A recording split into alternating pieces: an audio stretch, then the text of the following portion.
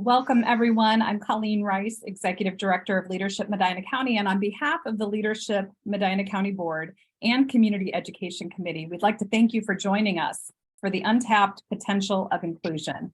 Today's program is made possible by the following civic-minded organizations: Westfield, Medina County Community Fund, Automation Tool and Die, Westfield Bank, RPM International, Cleveland Clinic, Medina Hospital, Sandridge Food Corporation, the University of Akron, Medina, and Huntington National Bank. Thank you for leading the way and bringing conversations like this to life. My co-host today is committee member Susan Belchek. During today's session, Susan will be monitoring the chat box, so please post your questions during the presentation. And at the end of the presentation, Susan will share your questions. We also suggest turning off your video today to reduce the amount of bandwidth to used for clearer audio, and please mute yourself. Today's program features a panel moderated by Amy Demlow and Sandy Varndell from OutSupport. Sandy Varndell and Amy Demlow are co-leaders of OutSupport, which is an LGBTQ nonprofit in Medina that provides support to the community and their allies and educates and advocates on behalf of the LGBTQ community. And they're going to moderate a panel of individuals, all of whom work and or live in Medina County. And over the lunch hour, our participants will address current issues facing the LGBTQ community. You can read more about OutSupport by clicking the link in the chat box that I'm going to be inserting in a minute. And I'm also going to be launching a pre-poll for you guys to fill out. Sandy and Amy, it's a pleasure to have you both with us today. Thank you. Thank you. We're happy to be here. I agree. Appreciate that introduction. There's a lot to cover in an hour, so we're going to jump right into this. I want to thank Leadership Medina County for having this particular workshop and asking us to participate, and the attendees too for giving us the time to, hold on, I gotta see myself so I know I'm not, there we go. Thank you for your attendance and interest in this topic. So we are going to try to give each of our panelists, we have 5 of them, some time to do a little bit of Q&A with myself, and then we're going to save questions for the end. So go ahead and send those to Colleen and Susan in the chat box, as you mentioned. Whatever we don't get to, if we're able to respond to those via email, then we'll plan on doing that at a later time. So just a quick introduction as to who is on our panel today. We have Audrey King, who is employed as the in leader at Westfield Group and is a Medina City resident. We have Nathan Matuszewski, who lives in Montville Township. We have Aaron Demlow, who lives in Medina Township and is a graduate of Medina High School and the Career Center. We have Rebecca Parkhurst, who is the health educator with the Medina County Health Department, and Maria Bruno, a Medina High School graduate, and she is currently the Public Policy Director with Equality Ohio. So with that, let's start with Nathan. Nathan, can you introduce yourself to our audience? Yeah, my name is Nathan Matuszewski. I live in Montville Township now with my husband and 2 daughters. We've been Medina County residents for about 11 years, but 6 years ago moved to Montville Township and love it. Great. Can you talk a little bit about how you and your husband chose Medina as a place to raise your daughters? Yeah, so there really wasn't a specific, when we're talking about diversity and inclusion, reason that we chose Medina. To the contrary, when we chose Medina, a lot of our friends said, oh no, why are you doing that? You might have some issues down there. But it was really for family. It was a good mid spot between family, and we kind of ended up here. The good thing is we really haven't, living in Montville Township and, spending a lot of time within the city of Medina, I feel fortunate that we haven't experienced any issues. From what our experience is, Medina is, to the contrary of what people believe, an inclusive place to be. And negative experiences aren't really negative because I think people want to be inclusive. A lot of people just don't know how, but we've seen great strides within the city and we really haven't had problems here. So we love it. That's excellent. Can you share a little bit about your coming out story with our group? Sure. So I decided to finally come out after high school. I didn't feel comfortable really in high school because, as I think many of us were, I was different then and faced bullying and things like that. So really wasn't comfortable. Being a kid of the 90s high school, we definitely didn't know gay people within my high school or within the school at that time. Know many of them now that were in the same boat that I was. So coming out in college, luckily I have been able to support, gain support from my family very easily. I say it's a relatively boring coming out story because my family was supportive, which made it a very easy, blast into my life. I not only did I tell my mom that I was gay, but also was in a serious relationship and we were moving in together was kind of the reason that it happened. But surrounding yourself with people, I guess that will be supportive, really made the transition and the coming out for me. Thankfully, a relatively boring story, but obviously is life changing.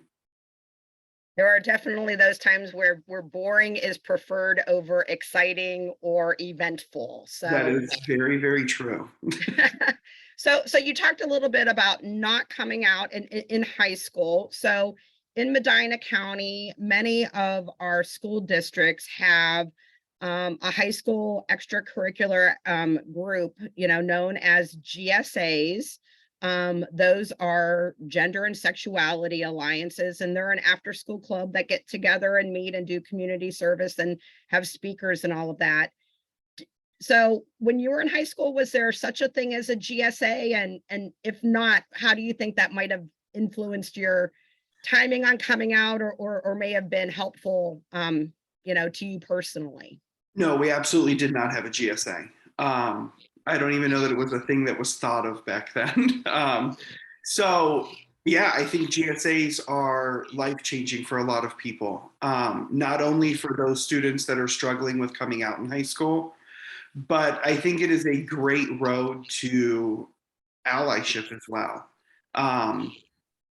Would it have changed my experience? Possibly. I was like I talked about a support system, and I had a great support system of friends when I did come out. Meeting people through the high school experience that you would have felt supported with and felt that you could be your authentic self with, absolutely may have changed that at a younger age. I think it is beneficial, like I said, for that person coming out, but even more, I think creating a world where acceptance and equality is normal is all through the education and the support of our allies as well. And having limited experience with the GSA in Medina and meeting some of them and knowing that some of them are there because they're allies, I think is a huge success for Medina County and the schools within it. I agree. Turning to current events, so let's talk just briefly. There was the shooting at the gay nightclub in Colorado Springs that took lives, and a lot of hateful speech that may be kind of spurring that. I know they're looking at that particular shooting as a hate crime. Can you talk about like what behaviors you might have changed, like either in the either recently or in the past, or maybe behaviors that you've observed others changing to avoid being, at a greater risk of a crime based on your sexual orientation? With everything that's going on, obviously, and it's happened in the past as well, when the events come up, you kind of sit and reflect on just that, it's how tragic and sad it really is. And, I wish I had groundbreaking advice or like this perfect answer, but I guess I don't necessarily change a lot of behavior. I can't hide the fact that I'm gay. I'm married. I go out in public with my husband and 2 daughters. So we're relatively boring people. And we live a very just boring suburban life. So I can't hide that fact. I think the thing that I notice myself doing more is, just I'm alert to any, situation that I possibly were to feel uncomfortable with and remove myself from it, if not for myself, for my kids. But I think one of the worst things that we can take out of a tragedy like this is to feel that we have to revert back to hiding. Because the reversion back into that hiding spot, it is detrimental for you as a person, but I think it's also in effect detrimental to society. I think the more that we can take from this, that we need to educate people and we need to show people that we have things in common, that we are just like them, that we want the same things as them, is how we create a society of equality and allyship. So while your first instinct is, oh, I can't do this, or I need to be fearful, I completely understand where that position comes from, but I think it's the worst position as the LGBTQ community can take. I think we have to show them we're strong, we're out there, and we can't let them win. Thank you. Thanks for sharing so much of your personal story with our group. I want to move on to Audrey King for the moment. So welcome, Audrey. Can you tell the audience a little bit about yourself? Absolutely. Hi, thank you for having me today. I'm Audrey. I lead the Westfield Inn team. I actually grew up and was raised in Medina. I've lived in Medina City for pretty much my entire life and went to Medina High School and later graduated from Notre Dame College. So yeah, that's a little bit about myself. Been here at Westfield for about 10 years. So you have a different coming out story. Can you share that with our group today? Sure. And I will say there were a lot of similarities in Nathan's story. So like Nathan, I was not comfortable coming out in high school. So growing up in Medina, everyone was very, very nice. However, what I will say is I didn't see people like me. So I didn't really have anyone to talk to or relate with. And there really were no programs for LGBTQ plus youth. So for me, I lived in this reality that this is what I'm supposed to wear to school today. We're going to go to church every Sunday. A lot of people had very similar views, and being gay wasn't something you wanted to be. Being in that community was something that, you really didn't hear a whole lot about. So it wasn't until I went to college where I was able to kind of separate myself from that community and meet a new diverse group of people.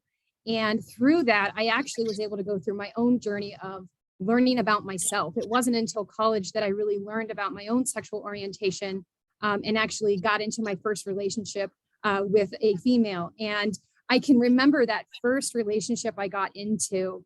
I remember thinking, this is what love is. And, I remember thinking in high school, everyone talking about these crushes they had and, oh, I love so-and-so. And I never could relate to that. In fact, I had several boyfriends that I tried to see, to see what it was like and see if I could enjoy it. And I just never did. So it wasn't until college, my senior year, that I actually got in my first relationship. However, at that time, I was very much in the closet. I was not comfortable telling my family, certainly not my friends. So that relationship I was in, I kept it to myself and with my partner. And it was actually causing a lot of emotional and physical pain to me holding that, right? You're keeping such a big part of your life to yourself. You feel like you're not being authentic. And I can remember that struggle every day. And my partner at the time just saying, can we please tell one person, right? But I just wasn't there. And so my coming out story is kind of unique in that I went about an entire year being in a relationship with someone completely in the closet. And it wasn't until I started my career at Westfield after graduation. I got a career in hospitality at Westfield. I actually got a summer job thinking it was temporary as a receptionist at the Westfield Inn. And what a cool company it was. I actually went to college and have a teaching degree, but really fell in love with this company and the people here. And so fast forward a year into my career at Westfield, and I determined I wanted to stay here. They started ERGs, and there was an LGBTQ ERG, and I saw it come through my email one day. And I decided, ooh, this is something, that I might want to join or, become a part of. So I actually spoke with some peers about that. And I actually heard some mixed feelings on it. You might not want to join that ERG. You might not want to get lumped in. It's a very conservative company. If you want to grow and develop, you might not want to join that. Well, luckily I didn't take that advice. I went ahead anyway, I joined it, and I ended up joining the Leadership Council as well for the ERG. And it wasn't until then that I really started feeling comfortable with people around me that also are very supportive and open and freely talking about this stuff, where I was slowly, one by one, able to start coming out to some of my Westfield family. And I am so glad that I did, because there's nothing more important than coming to work as myself, being able to put a picture of my wife and I on my desk, and be just an advocate and a role model for others too, to see, I know what that pain is like, feeling like you can't share this with anyone. But interestingly enough, again, I did come out to my work family first, and then it made it a lot easier for me to then talk to my family and friends. And it was a little bit rockier than Nathan's story. I had some family that had some things to say that didn't make me feel the best. However, at the end of the day, they all love and support me. And we all have, a place that we're at in our journey. And I will say my family has come such a long way. I actually just got married this past August, and I had a nice wedding here at Westfield, and just felt all that love and support. So that's my coming out story. Congratulations on your marriage there. So you mentioned ERGs, which are employee resource groups. So can you maybe talk a little bit about activities or events that an ERG can conduct to, support their group? Absolutely. So ERGs are amazing in that it really creates this group of people that's really trying to help others learn, whether it's putting on programming about a specific topic. So I know we've had a lot of focus here at Westfield on Trans 101, right? Just educating people on, trans individuals or bisexuality, or, talking about genders, and really educating them on these things, because a lot of times people just aren't familiar with the terminology, or they're nervous they're going to say the wrong thing. And so it's really just to provide a safe space for Westfield employees to come and learn and freely ask questions. One of the programs that I found that was very successful here at Westfield was an Ask Me Almost Anything session, where it was just open. We had a group of people that were going to answer questions, and anyone from Westfield could come in and join and ask. And it created a safe space for us here, and it was quite phenomenal. But really, ERGs, the purpose of them is to really help push our DEI efforts at for an organization like Westfield. And we like to make it even broader than just our employees here. We want it to have a business impact. So, it can help with our talent retention and recruiting and so many other things. So ERGs are extremely powerful. And it's also, again, a great way to have that sense of community and a place where you just a place for you to feel welcome and learn some things too. So here at Westfield, we actually have 6, but I co-lead the LGBTQ plus ERG. Very good. And you have a lot of allies involved in that group as well. Oh, right? yes, we do. We do. So, you don't have to be LGBTQ to join the ERG. In fact, a large portion of our leadership team for the ERG, as well as our membership, are allies. We need our allies, right? So, we have all types of people who will come and join. You do not have to be in the community to be a participant of that. Very good. So one of the things that you mentioned to me was, that you bought a house with your wife in Medina here and very proudly displayed a rainbow flag. Can you talk a little bit about what reaction you received to that?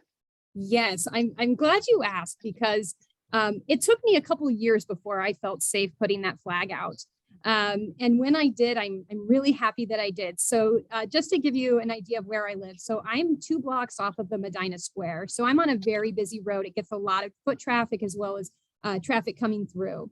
And within a month of me putting out my pride flag, I received at least 6 letters in the mail from people within the community at Medina.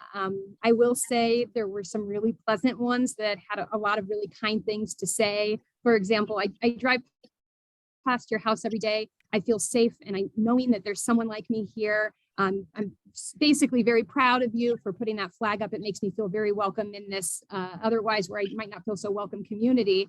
Whereas I had some other letters that were, please take your flag down, or I'll take it down for you. And not so kind things were said as well. But overall, the impact that I had on that one person, that one high school, because people going past my house can go right past the high school, right? So if I could have impacted one high school student going to school that day, seeing that flag and knowing that there is someone out there, that was worth it to me. Even getting some, feedback from the community that they didn't really care to see that there. So yeah, great question, Amy. Great, good. I don't know if Aaron is on yet. He only has a half hour for his lunch. He is on. He is on right now. Aaron? Yes, hello. Hello. I'm here. Hi.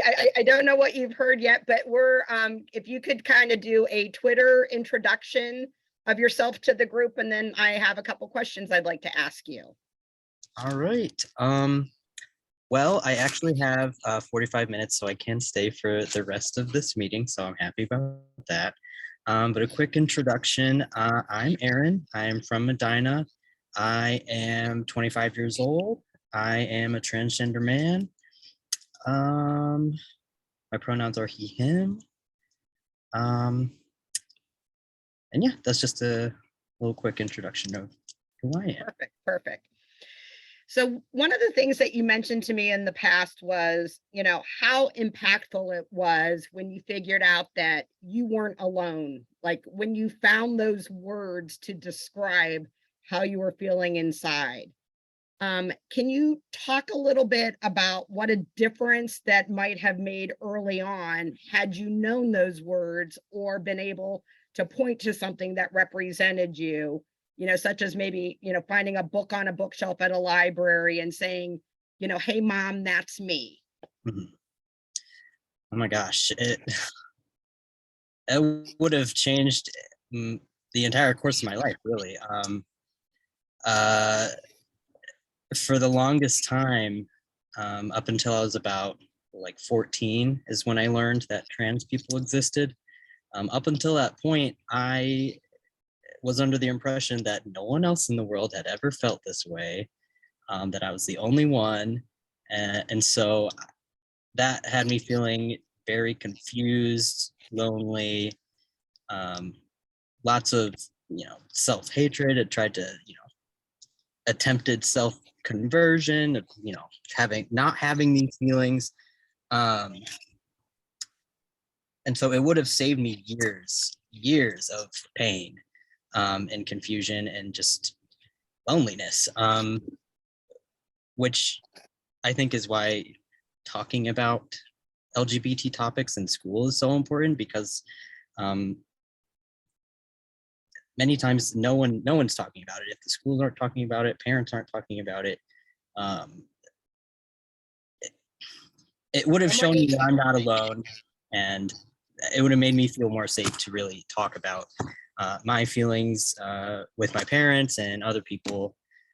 So yeah, it really would have saved me a lot of pain. So on the topics of school, you're a graduate of the Career Center and Medina High School. Can you talk about the importance of affirming teachers and affirming school administrators? Oh yeah, I can actually give an example, which one of my one of my favorite teachers ever. My sophomore year, the beginning of my sophomore year, I was in chemistry class. I was the first day of class. Class ended and the teacher asked me to stay after. And I thought, oh no, what did I do wrong? But she pulled me aside and quietly said, you know, after everyone left, I hope you don't take this the wrong way, but I just wanted to ask you, what are your preferred pronouns? Like, how do you identify? And at this point, I knew I was trans, but I wasn't out yet. So I told her the truth. I said, thank you for asking. I am trans. I use he, him, but for now, I'm not ready to be out at school yet. So for now, continue to use she, her. That's okay. And then later on that year, I did come out at school, and I told her it was okay to use he, him pronouns. It was no big deal. I felt super safe with her. And it really just took a lot off my back, and I could just relax and focus on the subject matter at hand. So You probably got a better grade in chemistry too for that reason, right? Oh yeah, I remember I did pretty well in chemistry. So, but I also have another example. Okay, go ahead. I did have a economics teacher my junior year, who I won't name, but just for some context, he made a comment about some pictures in the textbooks we were looking at about women wearing makeup, and he asked all the boys around the room, do you prefer girls with or without makeup? And which is an issue in and of itself, but you know, it got the class talking, and one of the boys made a joke like, oh, that's why you take her swimming on the first date. And then another boy chimed in, oh yeah, and that's how you can make sure she's not a man as well. And the teacher didn't address it. He just kind of like, you know, but I was very upset, and I called him out.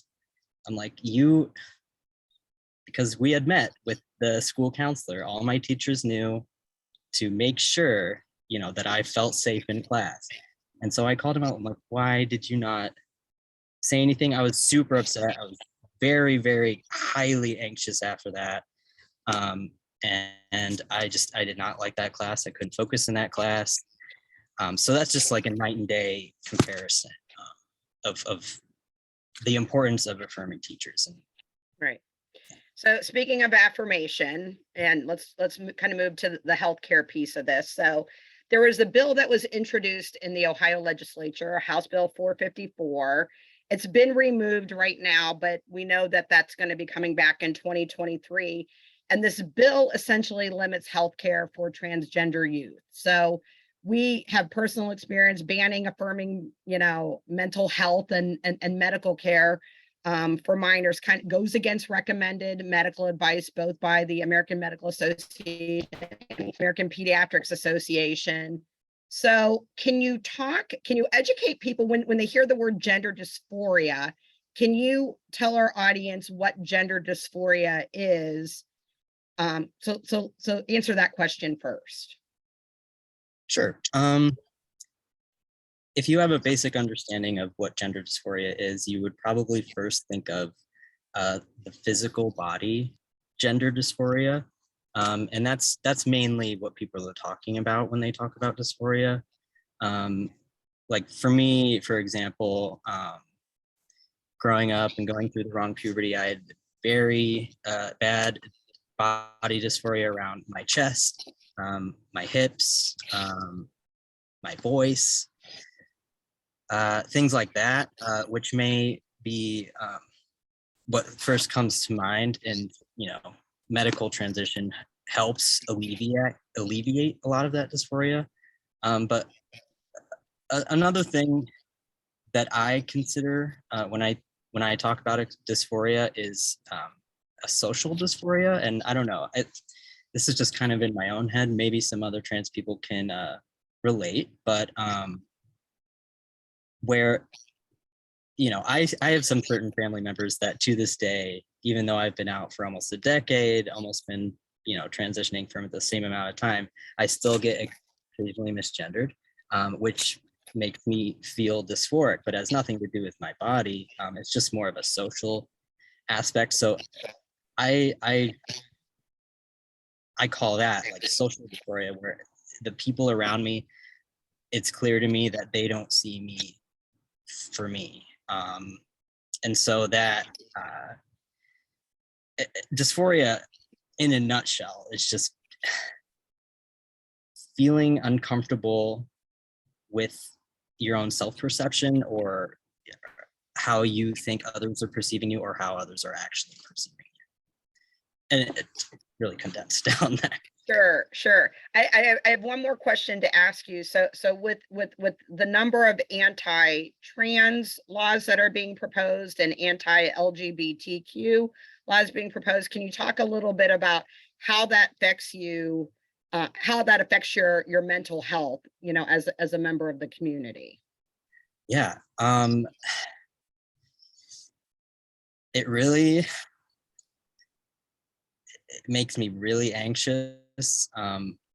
I think about it every day. Even though I'm no longer, like, for example, the gender affirming caravan for minors, even though I'm no longer a minor, I know I was a minor once, and I know how life-saving this care is, and so it is terrifying for me to think about kids like me who are begging to be understood by their government and protected, and they're just not being listened to.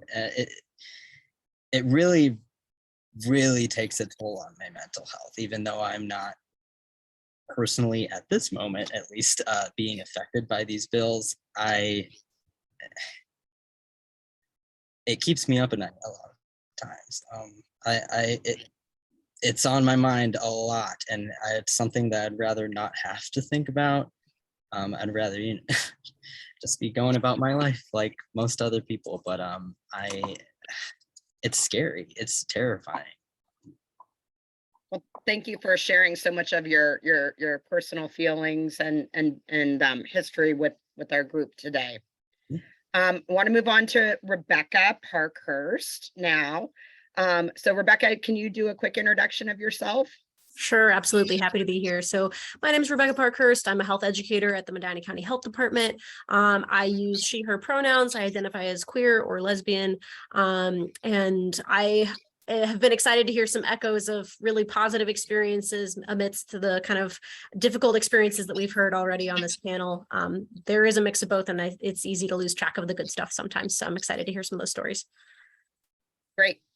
So we know one of the questions we received in advance, thank you for everybody who is sending questions in, was, how can we, how can our environment be a welcoming one? And so can you share some thoughts on what a welcoming environment is? Sure. So I honestly don't think it's terribly groundbreaking in a lot of ways. I do think a lot of it is it's going back to basics and rather simple. I think that the small things go a long way. So someone in the chat had mentioned, the e-signatures, having your pronouns in there, or having a little flag at your desk, or those stickers. I will say that those types of things mean a lot for those of us.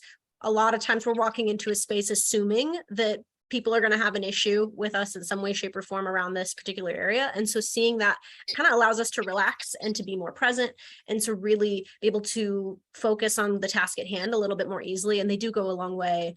I know when I saw the flags up on the Medina Square for the first time this summer, it was something that just moved me to tears of, oh my goodness, in an environment where we're seeing ourselves be targeted in violent ways in other parts of the country, and possibly in our own families as well, there is places where we are welcome and recognized and safe. So that's one small way. I do think the simple stuff really is helpful, even if it might not feel like it.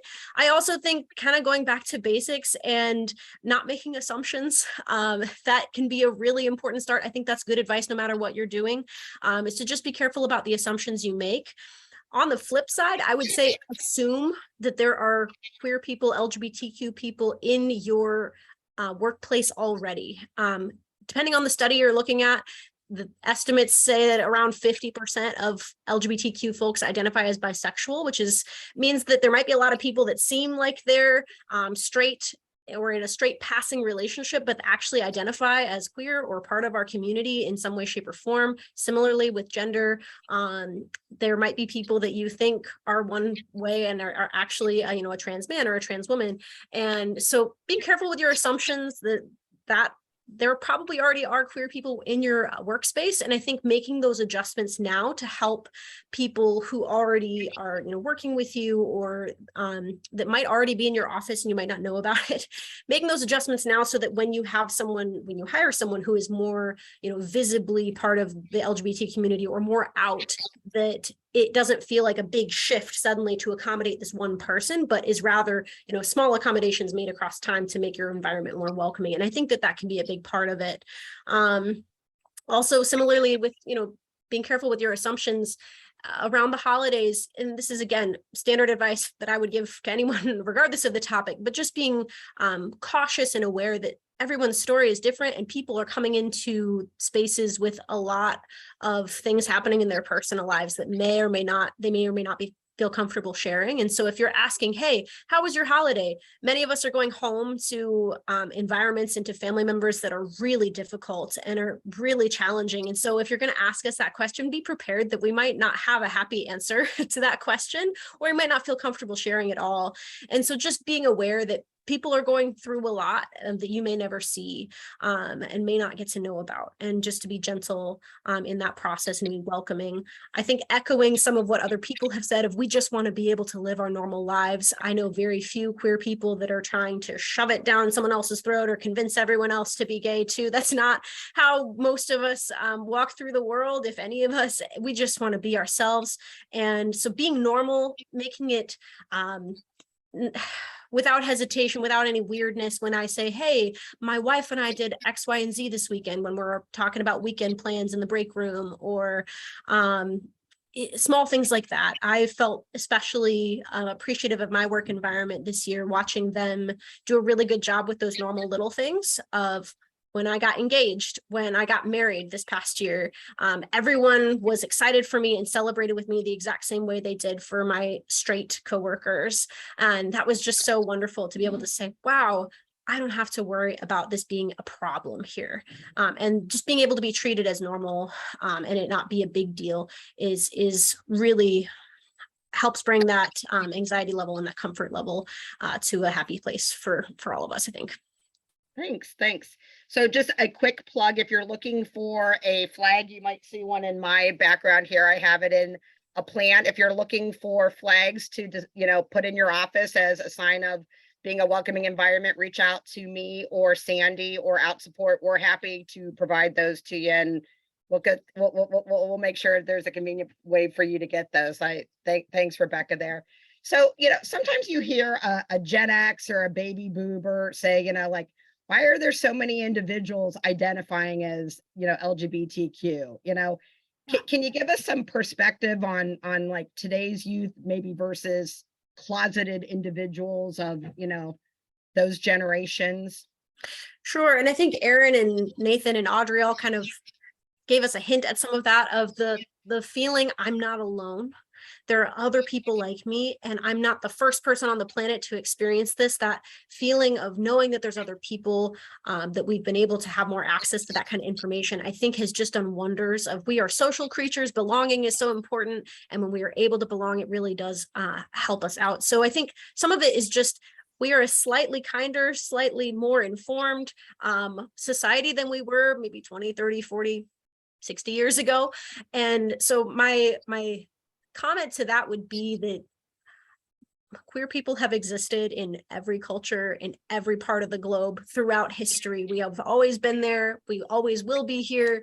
And that if there's a question of, well, why are so many more people identifying or coming out now? I think it's exactly that. People are coming out. They didn't used to come out. They used to stay in the closet. They used to not feel comfortable sharing that. Or if they were, like I said, a lot of people identify as bi, they might not have shared that information previously because of violence, bullying, a lot of internalized shame and guilt, and with various, whether it's again violent crime or the AIDS crisis, we've lost a lot of people. Also, there have been people who have died, and that is part of why you don't see maybe those numbers in older generations, is because they weren't safe.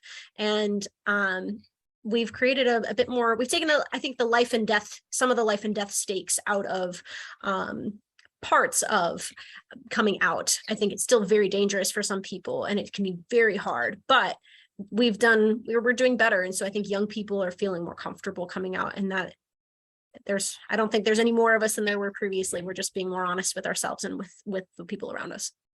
So just quickly, I would like to ask, I would be remiss if we did not ask you as a health department, representative, can you give us a quick overview on how the health department might be filling in gaps on healthcare for the LGBTQ community?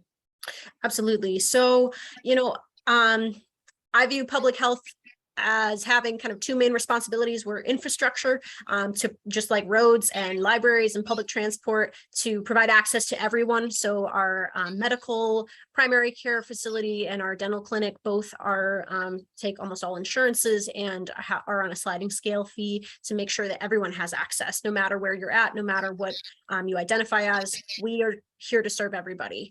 And the other part of public health, I think, that is really important is is identifying gaps. Like I mentioned with the AIDS crisis, that's a perfect example of public health not doing a good job of stepping into a gap quickly enough, and supporting a population fast enough. And we're doing better with that now, of identifying, hey, here's a gap in services and needs of a certain population, and it's our job to do programs to help fill that. So whether it's Amish people or LGBTQ people or fill in the blank population, our job is to identify trends and to support those gaps. We have a lot of programming around HIV screening. We have an enormous amount of really talented individuals who are working to fill some of those gaps through a lot of the different programs we have, and we're always happy to serve the community. Thank you. Maria, Bruno, you're up next, our last panelist before we move on to Q&A. Can you introduce yourself to our audience today?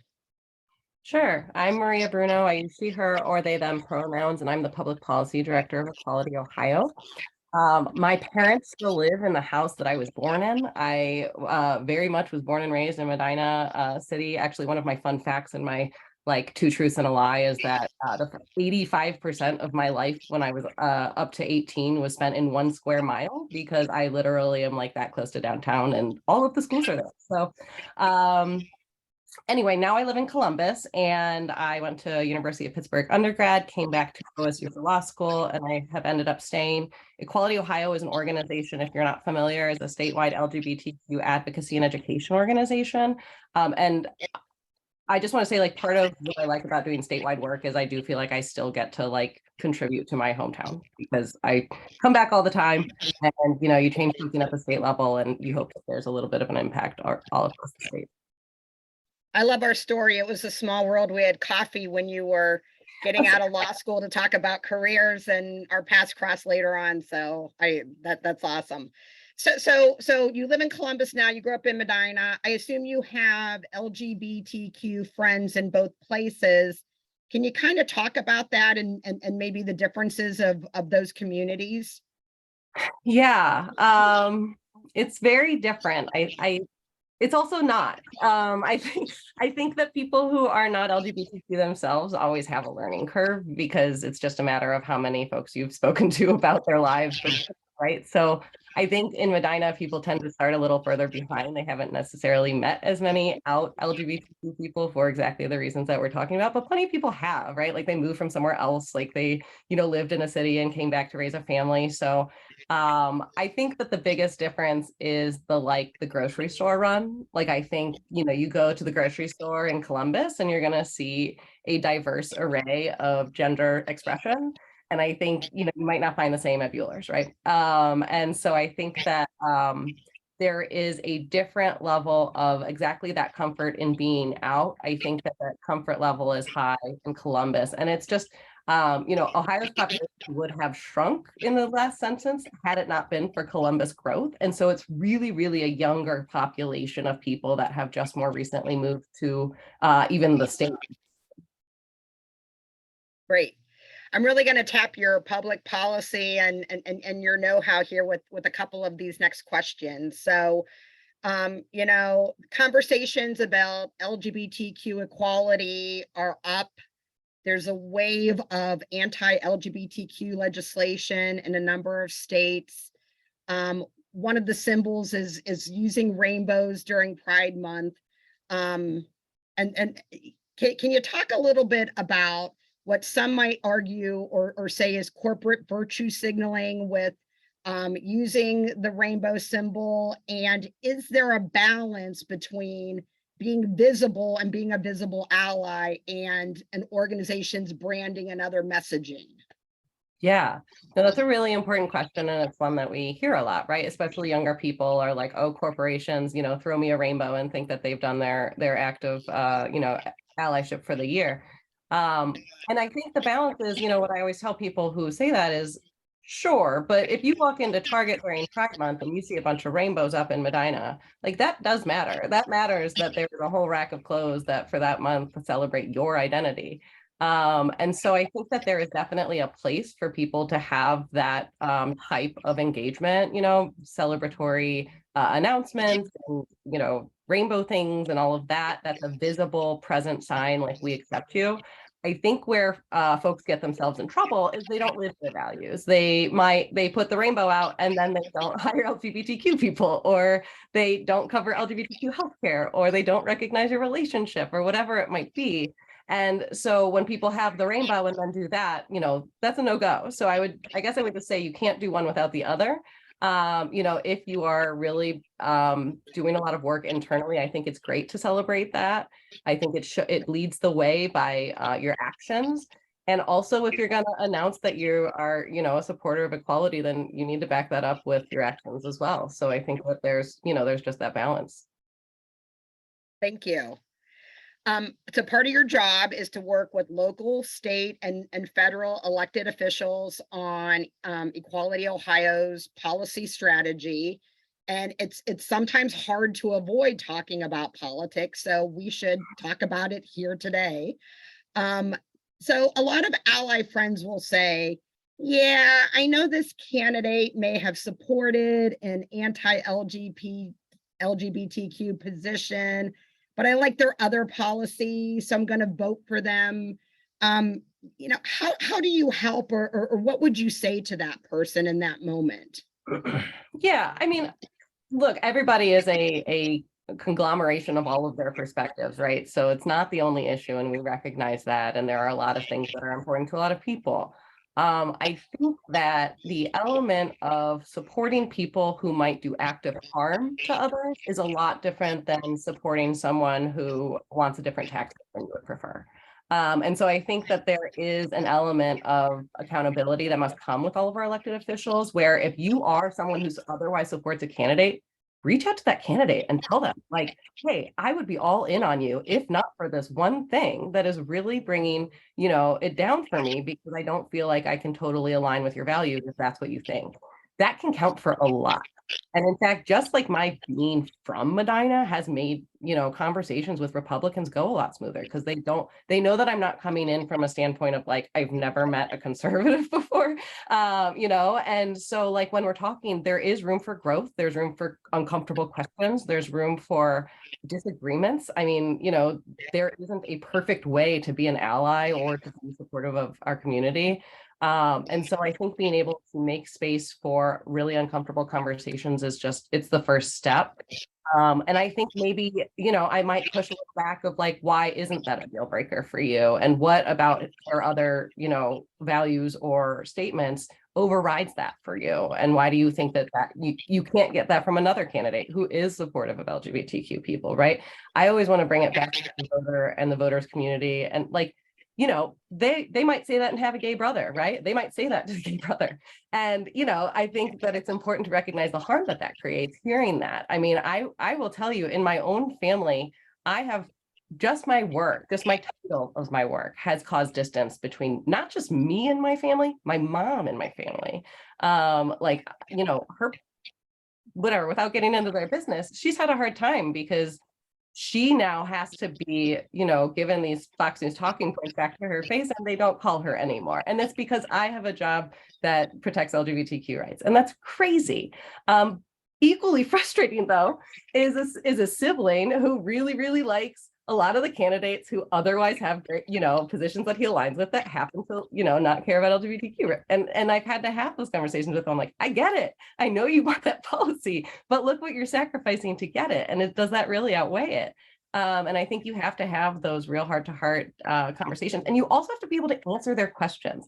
There's this real, I think, especially within LGBTQ supportive communities, it's like someone uses the wrong word, or they show a little hesitancy, and it's like this hardcore stop. Okay, we're done talking about this. You're the worst. That's the end. We can't do that, right? So I think that like step one is recognizing when someone says something that you're like, oh, there's a lot to address. Like pick like one thing that you want to address out of it. Maybe you don't need to pull the whole string, but maybe there's something, a low level fruit that you can talk about, like maybe a word choice. Maybe they said something terrible, but they also said transgendered. And you can say, just so you know, it's transgender people, not transgendered people, right? Like there's an element, it's a slow pullback. And, take someone like Mike DeWine. He has historically, he literally, when he was in the federal government, co-sponsored the bill to ban gay marriage. His first act as governor was to re-sign the commitment for all state employees to have non-discrimination protections, including LGBTQ people.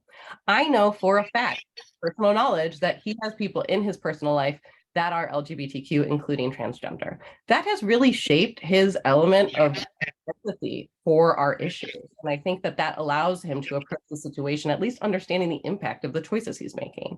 So had we cut him off because 10 years ago he did something really bad, we wouldn't have gotten that growth, and we wouldn't be able to have the conversations that we're having now. There's education all along the way. And I appreciate the work that Equality Ohio does on that. So we're about at the time, it's 12:52. It feels like this hour has just whizzed by. Susan and Colleen, if there are questions that you want to ask our panelists, I would say now's the right time. And before everybody starts signing off, just thank you so much to the audience and to the panelists. It's not easy to share, all this personal information and experience. And I really appreciate that on behalf of Leadership Medina County and OutSupport. So Susan, go ahead. Yeah, absolutely, Susan. And go ahead. And then if you have some aha moments, we would love to see those in the chat also. Trying to get there we go. Get my screen back. So, wow, I can't think of anything that could have made this day any better, except for maybe another hour. And thank you all for sending in some great questions. Some have similar questions. And also know that there is the OutSupport.org if you still have questions that we don't have time to answer today. So consider that another resource that you can use going forward after we leave today. Erin, thanks for answering online a question, that was specifically to you. And let's just start in with, we had a couple people ask a similar kind of question, like what would you like to see in our community, as well as within companies in our community, that is currently not available? Anybody?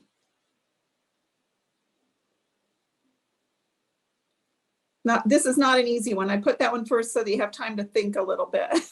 I would say access to gender neutral restrooms is a big one. It's really not very common, at least in Medina where I go. There really aren't any gender neutral restrooms. And to jump on board with that, I think if you're getting pushback from, internally on that, you can frame it as being a family bathroom. There are a lot more people other than just gender diverse people that need more space, whether that's a family that's trying to, the small child doesn't want to go in the bathroom with mom anymore and wants to go to the boys' bathroom now, or a disabled person who needs more space to move around and to use the restroom. There are lots of people that benefit from a family restroom or all neutral bathroom. It's not just queer folk. Great suggestion. Anybody have any other? I would just say one of the things that everybody could practice is getting away from gender specific words. We talk a lot about that, you guys, boys and girls, ladies, like just, dear, whatever. And that actually starts at a very early age. Think about when you line up, when you're in kindergarten, how do you line up? You line the boys here and the girls there. So it starts at a very early age, our, if you will, indoctrination of everything needs to be gendered.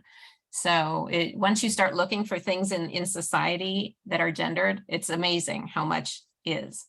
So thank you. I also had forgotten to mention the Ohio Business Competes, which I told Amy I would. Ohio Business Competes is our statewide coalition that supports LGBTQ equality, specifically through the Fairness Act, which is to get non-discrimination protections actually on Ohio's books formally. Yes, it is still technically legal to discriminate on the basis of LGBTQ identity here in the state. So I encourage everyone who is a business owner or even an organizational leader to sign up to join that. That will get you on an email list, and we will do the occasional business briefings where we'll invite you to kind of have a special session where you learn about what's going on at the State House. We also have a newsletter that we will send policy updates. Amy and Erin have been awesome allies for us for a few years, so I'm sure you can ask them about their experience and how to get more involved on that level if they're interested. And just as an encouragement, thank you all for being here. Keep doing stuff like this. I think it matters. Leadership matters. We've had some great examples of what to do well, but, my partner has had some terrible experiences at her place of employment because she's had to leave so that we could get married because there was policy levels and administration level things in place that were going to make it impossible for us to continue to move forward while she was working there. So, leadership does matter. And even if you're just one person and you feel like you're not, getting through to people, sometimes it just takes one person and you gather this person I'm safe to talk to, this person I'm safe to talk to, this person I'm safe to talk to. And pretty soon that adds up over time. It really does.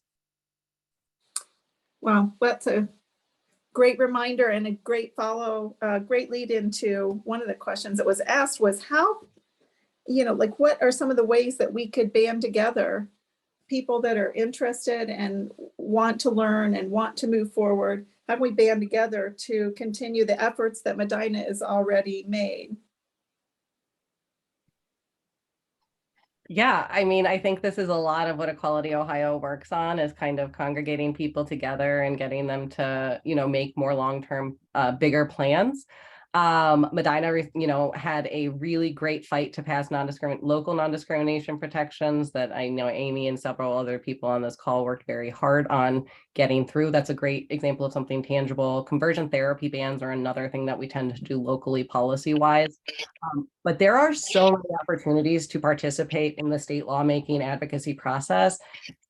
And your voices are actually very powerful. Medina is seen as like a bellwether for the politics of our state. Medina and Lima are the two that are often cited as this is where the winds are going. So hearing people that are from that area is very valuable. So submitting testimony, actually coming down and giving testimony, writing your legislator.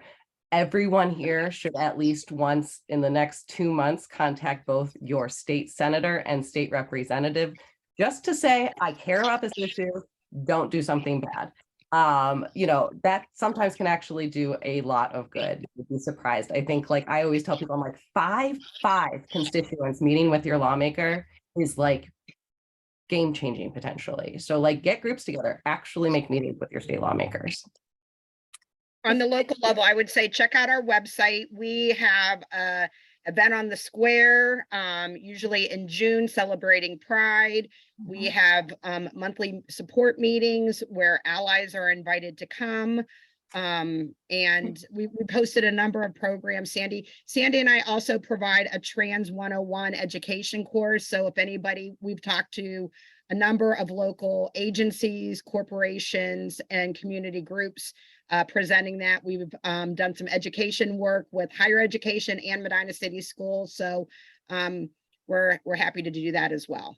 Thank you, Amy. And we're kind of out of time at this point. So I'll have to cut off the questions, but we can answer some of those questions via email following this session today. And I want to thank all of our speakers today for sharing the current issues facing the LGBTQ community.